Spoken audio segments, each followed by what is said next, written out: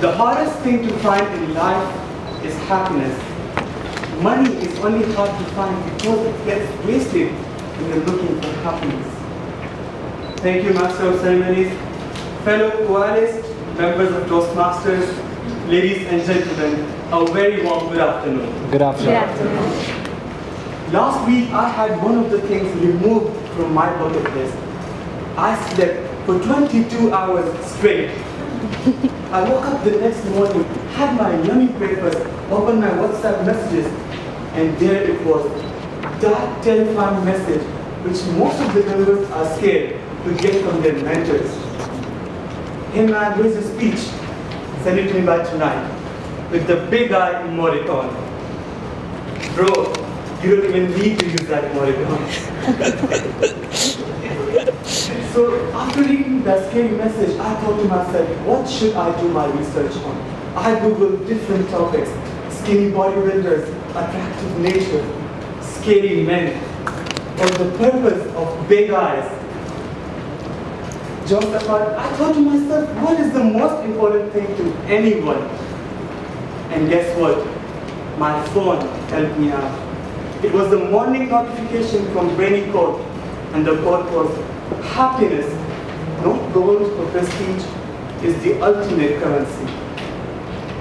I researched why happiness is the most important thing, and to my surprise, I found more than 50 books on it. Poor Dad, Rich Dad, what is more important, money or your life, and many more. So the question is, can money buy happiness? Does it? Yes. According to famous psychologists Ed and Robert Diner, who wrote in his book named Happiness, according to them, yes, money does buy you happiness. But as you know, it's just one piece of the puzzle.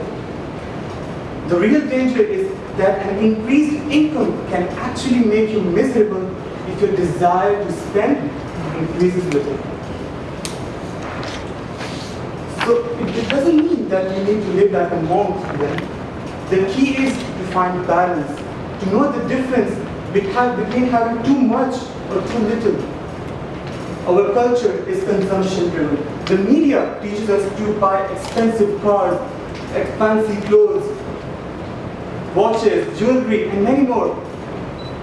Yet studies shows us that people who are materialistic tend to be less happy than those who are not. So to be content with your life, you should own and want less stuff. In a book named Your Money or Your Life by Ricky Robin, he stated that spending money does lead to fulfillment, but up to a point. After that, it does have a negative impact if you're spending too much. So you should always have a balance between spending. A famous psychologist named Joseph Heller, he mentioned in an article for New York Times that one day he was invited to a party hosted by a billionaire. And a friend of his asked him, how does it feel to know that our host makes more money than we can ever have?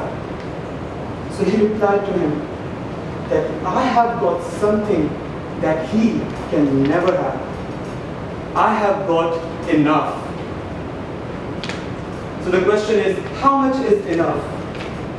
There is no simple answer to know the difference or to understand how much is enough for you.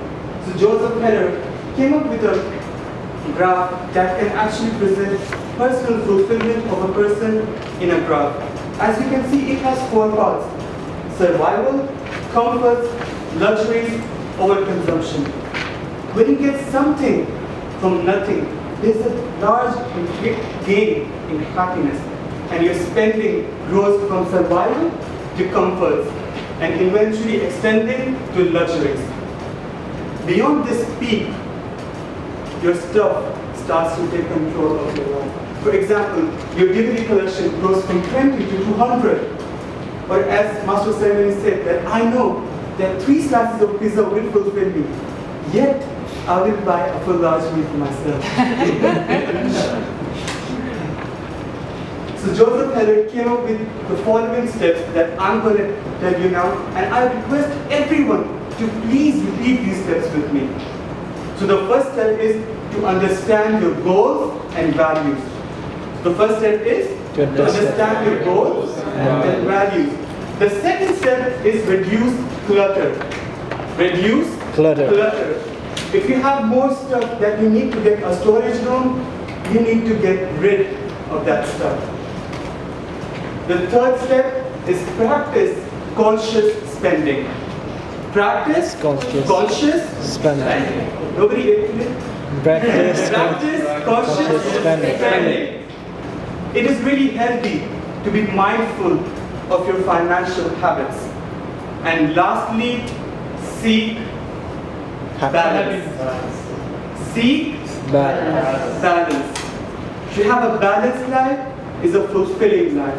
And to know how to figure out a balanced life, you need to understand that how much is enough for you. And only then you can have content with your life. And then you can say that this much, but no more. Back to you, Master.